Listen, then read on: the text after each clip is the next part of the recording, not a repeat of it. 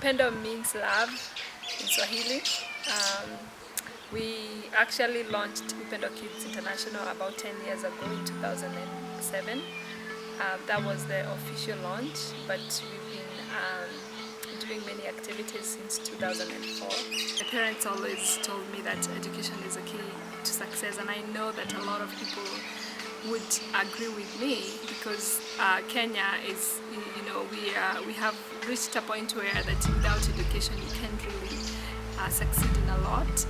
So I know because of my education I've been able to understand a lot of needs for these children, and that's what we have pushed our children to do. We have pushed them to get the best education, because once they leave Upendo, they are going to be on their own and they have to be competitive just like other Kenyans. I remember very recently, even though we are full, sometimes we will get calls even from the police or even from the church that a certain child has been seen in the streets and they really need shelter, and we'll accommodate them. Purity is a young, beautiful girl.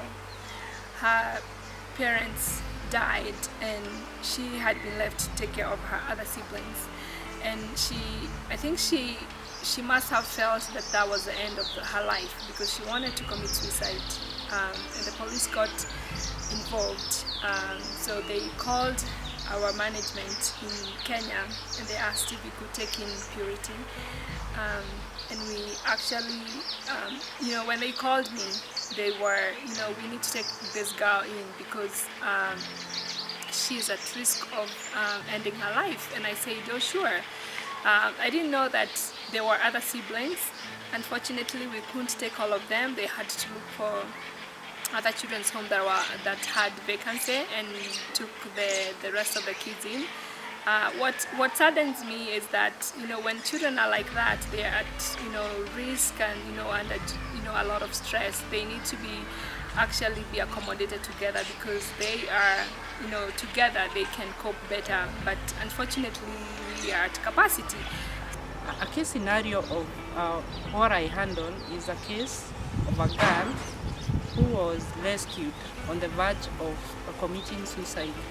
This girl has no parents. The girl, living with the auntie, had given up in life because of the many hardships she had gone through.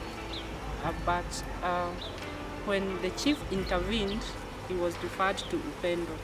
This girl also was so bitter with life, such that when she came here, he was almost harsh to everybody. But after we talked to her, she has now been a good girl. She has been able to bounce back to a life that she once had. She is now very, very promising, and her academic records are improving. Robinson, the child that I support, is one of those kids. I've been helping him for about 5 years now, and I've visited his home and I've met his family, and we have a real personal connection. He wants to be an airplane pilot someday, and I know he will because he's at the top of his class. The story of Purity and other children that have been separated from their siblings because of lack of space at Upendo Children's Home has actually led us to expansion thoughts. We have just purchased a 5-acre land in Murang'a, which is about, I want to say, 45 minutes from Juja. And we have undertaken a major project, which is going to be our Upendo Village. We want this village to be, one of a kind. The dream of expanding Upendo from the small shaba of 1/4 acre to a big place where we can expand even the boarding facilities or where they are residing. The dream has been to look for a bigger place. And with time, God has heard the prayers of the Upendo family, and they have been able to now purchase a 5-acre plot, a 5-acre shaba in Makoyo, where construction is ongoing, and it is hoped by maybe April this year, the home will relocate from Juja to Makoyo. January of 2018, that's when we will be starting the construction of the the first phase, which is the boys' hostel and the girls' hostel, and the dining hall, the kitchen, and the servants' quarters. We are hoping and we are praying by April, Easter weekend. That's our hope, that we move these kids from the current children's home there to the village. And it is hoped that with the time, the home will become even an institution where there will be a school, where they will do farming so that they can self-sustain themselves with food. And we are thanking God for that dream come true. Yeah, Eunice and the team in the US has been so instrumental. We back home, we are mentors. We've been working with the children as we continue teaching them church school and working with them as mentors. And we are thanking God, seeing them grow from one stage to another, one growth development from one development to another one, from one level to another. And we can only say thank you to God. We have so many opportunities to serve in God's kingdom, not only in this church, but in our community. It's going to be spectacular.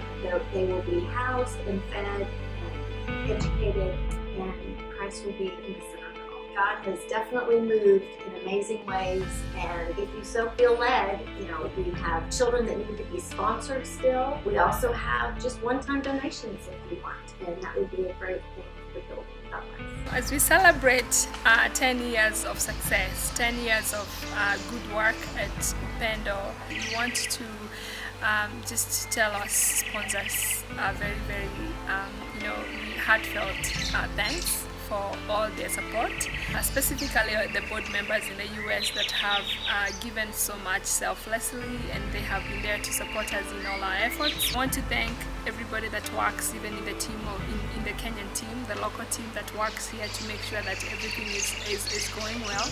I also want to thank our church, the First Presbyterian, that has really supported us, plus many other people, many other religious organizations that have helped us to achieve what we have achieved for the last 10 years. And we are looking forward to even a greater future with them. And so I want to welcome everybody on board as we move into Upendo Village.